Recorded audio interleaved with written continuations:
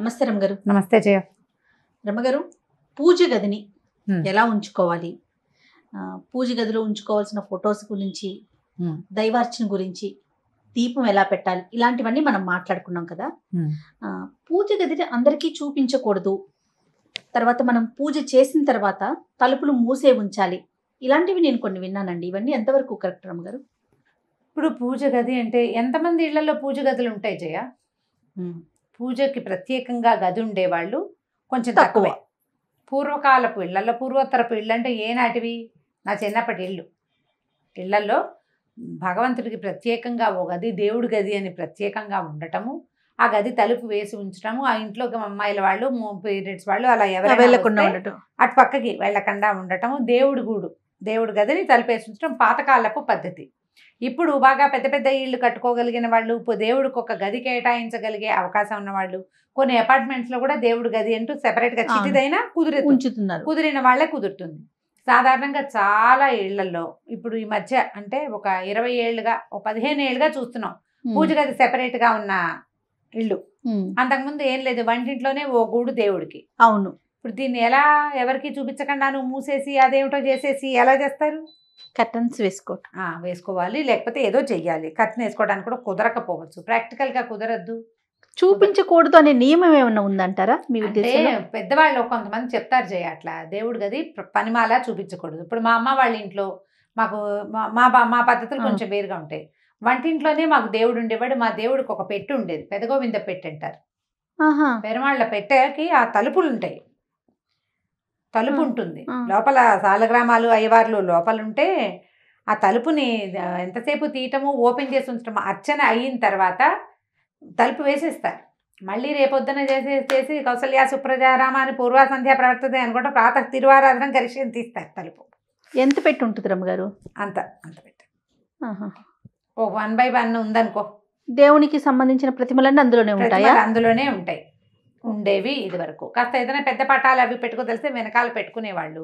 మళ్ళీ కౌసల్య సుప్రజారామ అని తలుపు తీయటమే అలా ఉంటుంది. కొంతమంది ఇళ్లలో ఆది పద్ధతి అదేలేండి. కొన్ని పెద్ద గదుల్లోనే ఉండి ఇలా మొత్తం దేవతా ప్రతిమలన్నీ ఇలా అలంకారంగా పెట్టుకుని షోగా పెట్టుకునే పద్ధతులు కొన్ని ఉన్నాయి కదా. ఇప్పుడు చూస్తున్నాం మనం దేవుడి గది ఇట్లా లైట్లు పెట్టడము, బోల్డ్ అని ప్రతిమలు, వెండి బంగారు ప్రతిమలు, పెద్ద పెద్ద దీపపు సెమ్మాలు, మన తాలూకు స్టేటస్ని, మన తాలూకు ధనాన్ని అంతా చూపించే విషయంగా దేవుడి గది ఉండటం కూడా ఒక పద్ధతి. ఇప్పుడు లోకం రకరకాల ఐడియాలు. అయితే ఈ దేవుడి గదిని పనిమాల ఎవరికైనా చూపించకూడదు అనేది సాధారణ నియమమే. ఇది దేవుడి గది అంటాం అంతే. తెరిచి మా దేవుణ్ణి చూడండి అని చూపించకూడదు. ఓహో, ఎప్పుడు చూపించచ్చు చెప్తాను. అది కూడా మనము సత్యనారాయణ వ్రతం చేసుకున్నాం, దేవుని చూసి దండం పెట్టుకోండి అని వచ్చిన వాళ్ళందరినీ పిలిపించి దండం పెట్టించి పువ్వులో ఏవో వేయించి దండం పెట్టిస్తాం. వరలక్ష్మి వ్రతం చేసుకుంటాం, మా అమ్మవారిని చూద్దురుగాని రండి తీసుకొచ్చి చూపిస్తాం. అట్లా ప్రత్యేకమైన అప్పుడే కానీ నిత్య ఆరాధన చేసుకునే పూజని అందరికీ చూపించకూడదు, చూపించేవాళ్ళు కాదు. వచ్చిన వాళ్ళు రకరకాల ఇబ్బందుల్లో ఉండొచ్చు, వాళ్ళు ఎక్కడైనా ఇబ్బందికరమైన చోట్లోకి వెళ్ళొచ్చి ఉండవచ్చు. కాబట్టి వాళ్ళని దేవతా వాటిని ముట్టుకోవటము అవి చేయకూడదు. గబుక్కున్న దేవతా మందిరాల్లోకి ప్రవేశించకూడదు, మనమే జాగ్రత్తగా ఉండాలి. వాళ్ళు చూపించినా అలాగే అని మనం యువతలకి రావడం మన మంచి పద్ధతి. కొంతమంది చూపిస్తారు, అది షోలాగా ఉంటుంది. వాళ్ళు ఎంత బాగా పెట్టుకున్నారు దేవుడి గదిని అలంకరించుకోవటం. నిజానికి వాళ్ళ ఇళ్లలో ఆ పద్ధతులు ఏం లేవు, క్రమంగా నేర్చుకుంటారు. ఎంత బాగా పెట్టుకున్నామో, ఎంత క్లీన్గా ఉంచుకున్నామో పైనుంచి ఒక గంట వేళ్లాడుతుంది. ఎన్ని ప్రతిమలు ఉన్నాయి, చక్కగా వెండి బంగారు ప్రతిమలు, దీపారాధనలు, చక్కగా కలశాలు, ప్రసాదం పెట్టుకోవడానికి ఓ పళ్ళేలు, వస్తువులు సగం. ఇదంతా ఏమిటి? ప్రదర్శన, ఆరాధనలో భాగం కాదు కదా. ఇప్పుడు ప్రదర్శన వస్తువుగా నీ పూజ గది ఉన్నది ఉంచుకుంటావు అంటే ఇక దట్స్ అప్ టు యూ. కొంతమంది చేస్తారు అట్లా, వాళ్ళకి చూపించుకోవాలని ఉంటుంది. ఇక వాళ్ళని మనం చేసేది ఏమీ లేదు. సాధారణ నియమం అయితే ఇది. సాధారణ నియమం అయితే దేవుడి గది ఊరికే ఒక గ్లాన్స్ చూస్తే ఓకే, అంతేగాని తలుపు తెరిచి ప్రతిదాన్ని ఇదిగో ఇక్కడి నుంచి తెచ్చాం అలా చూపించడం అంత మంచిది కాదు. దీపం వెలిగించేటప్పుడు, దీపం వెలుగుతున్నప్పుడు దేవుని గదికి ఉన్నటువంటి డోర్లు క్లోజ్ చేయొచ్చు. దీపం లోపల తలుపులు వేసేయచ్చు. ఇప్పుడు మామూలుగా దేవుడి గది అంటే దేవుడి గదికి పెట్టిన తలుపులకి కొన్నైనా రంధ్రాలు ఉండాలి, పొగ అది పోవడానికి. కాస్త ఆ మాత్రం గది ఉందనుకోండి, ఒక 4x4 గది ఉందనుకో, దీపం పెడతావు, ప్రసాదం నైవేద్యం ఏదో పెడతావు, బయటకు వచ్చేటప్పుడు తలుపేసేస్తే గాలి బారుతూ ఉంటుంది లోపలికి బయటికి, దీపం వెలుగుతుంది. ఇప్పుడు ఏదో పెట్టాము, ఆ ప్రసాదం పెట్టాము, కొన్ని పలుకులు వదిలి పెడతావు, దీపారాధన కుందులు ఉంటాయి, ఎలుకలు వస్తాయి, పిల్లులు వస్తాయి, మన ఇంట్లో ఏదైనా ఇంకేమైనా రకరకాల జీవజాలాలు మన పెంపుడు జంతువులు ఉంటే అవి వెళ్ళచ్చు, పిల్లలు గబుక్కుని వెళ్ళి ముట్టుకోవచ్చు.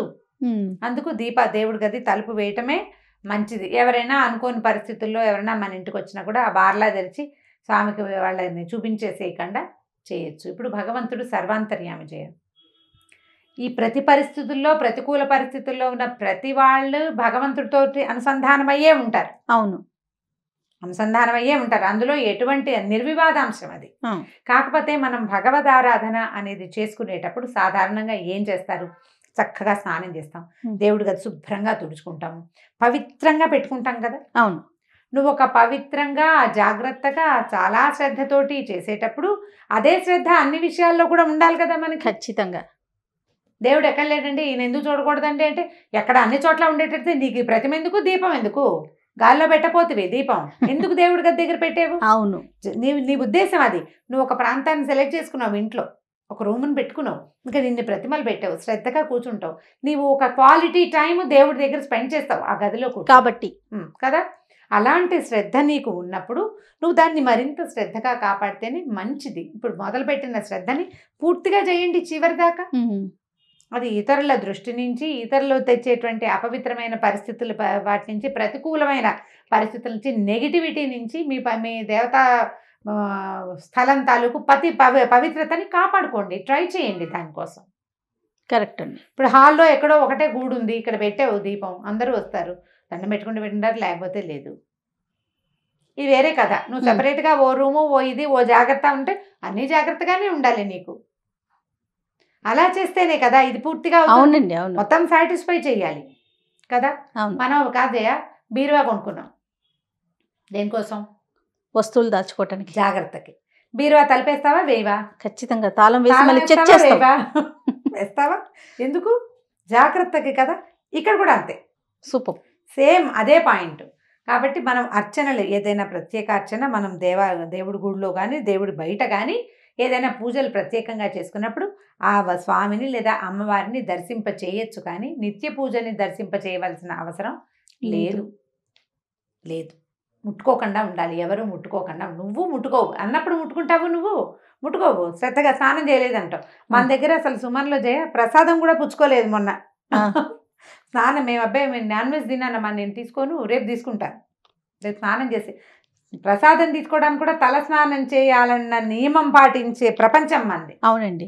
మరి అలాంటప్పుడు చక్కగా శ్రద్ధగా జాగ్రత్తగా కాపాడుకోండి దేవతా ప్రతిమల్ని, దేవతా మందిరాన్ని. వెళ్ళి వాటిని ముట్టుకోవటాలు, ఎవరింటికైనా వెళ్ళినప్పుడు ఆ మందిరంలో చేయి పెట్టడం అవి మాత్రం చెయ్యబోకండి, చాలా దోషము. వాళ్ళు ఎంత హర్ట్ అయిపోతారో. వాళ్ళు జాగ్రత్తగా కాపాడుకుంటున్న దాన్ని మనం ముట్టుకోవచ్చా?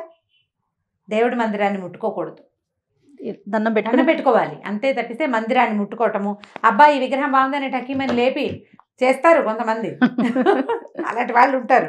ఆ పనులు చెయ్యకూడదు, అస్సలు ముట్టుకోకూడదు. సో పవిత్రంగా చూడటమే మంచిది. మనం పెట్టుకున్నప్పుడు అది నీకు ఆ పద్ధతి ఉన్నప్పుడు నువ్వు దాన్ని అలాగే కాపాడుకుంటూ తీసుకెళ్ళు ముందుకి. రైట్ రామ్ గారు, నమస్తే. నమస్తే.